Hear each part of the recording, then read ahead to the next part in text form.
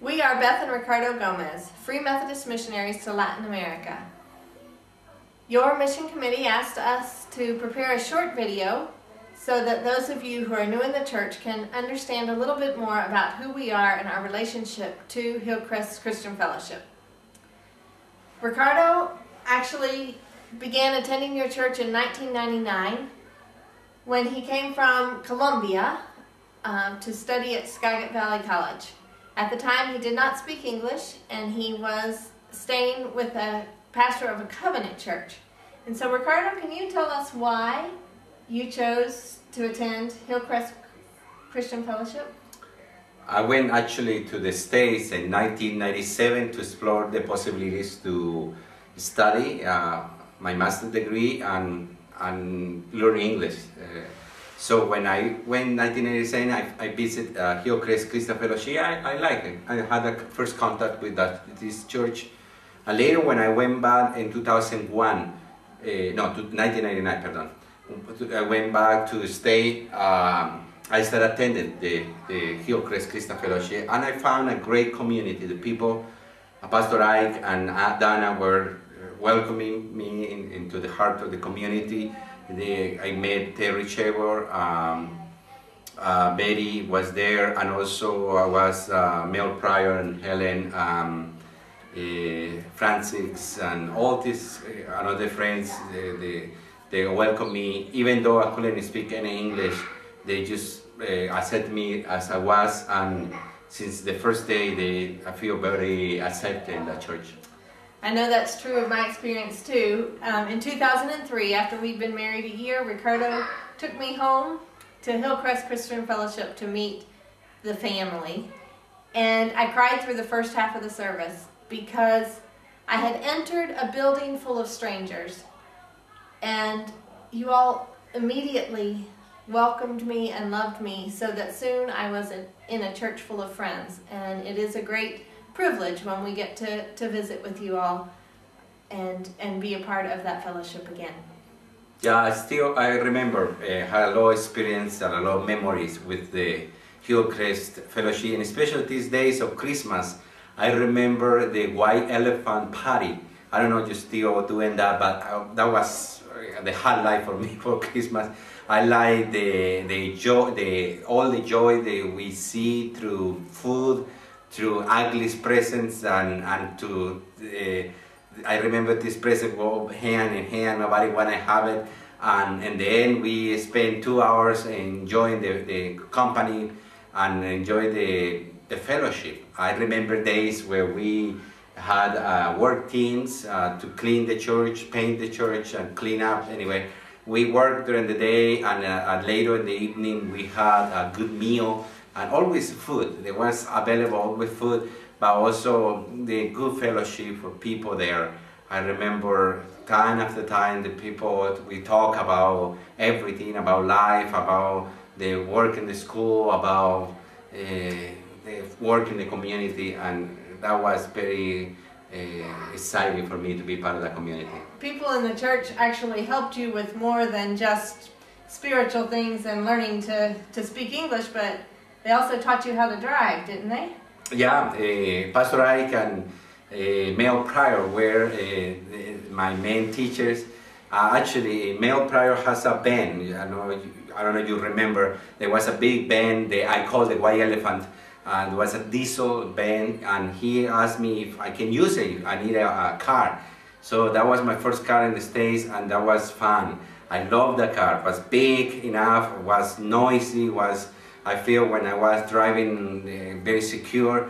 And I remember I had many friends at the Skagit Valley College, students, and I usually take them to shopping, and we went in that big van. And sometimes when I went to pick up some friends, everybody thought, hey, the school bus is coming, and no, it was me.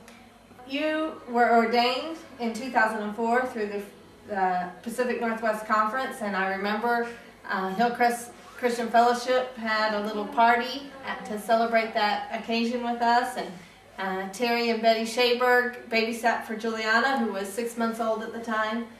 And can you tell me, the whole process of ordination began at Hillcrest Christian Fellowship. What was your ministry there? As a student at Calle Valley College, I had the opportunity to meet a lot of people from Asia, from Middle East, that were students and were classmates. And because in my role as a student, I just had a good friendship. So I started inviting them to church, and I became a bridge between the college and the church. And a lot of people came to church, and also later we started a Bible study at the college. Also, I helped a little bit later as my role as a teacher, Hispanic teacher in the community. I started meeting professional American people who were not Christian, and I started talking a little bit about the Lord. And so that was a good relationship with the school and also with my ministry. Taught Spanish classes at the church as well, and helped with the Hispanic ministry. Yes, I remember I was teaching Spanish at school, at church, and that was a great time.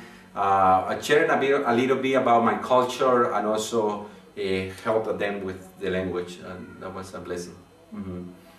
What are some things that you have learned from your experience at Hillcrest that have influenced, or some things that have influenced your ministry now? Mm-hmm. Well, there are a lot of things. The faithfulness of living with people who were Christ-like.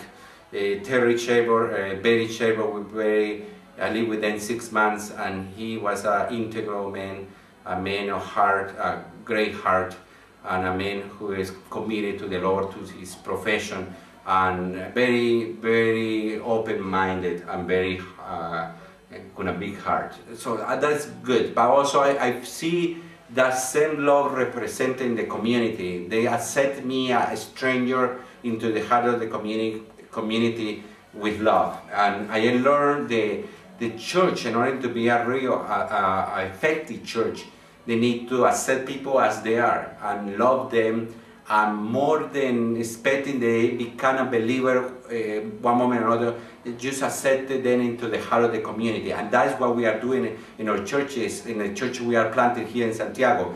We are inviting people into the community, and we want they belong to the community first. They accept it as they are, and later in the process we want they as they understand and know Jesus, not because of theories, but because of the heart of the community living out what Jesus' love is. And that is precisely what I found in Hillcrest Christian Fellowship, an open community where I can see the love of Christ.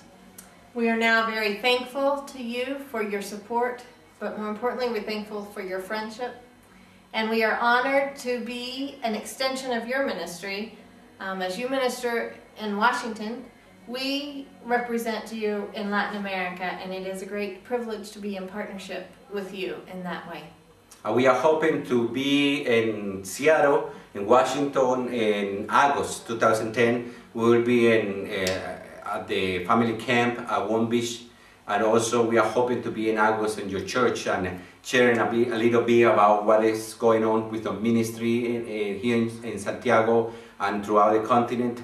And we would love to know new people, but also know all faces, and meet all faces, and just keep in touch. And thank you so much for your support, for your faithfulness.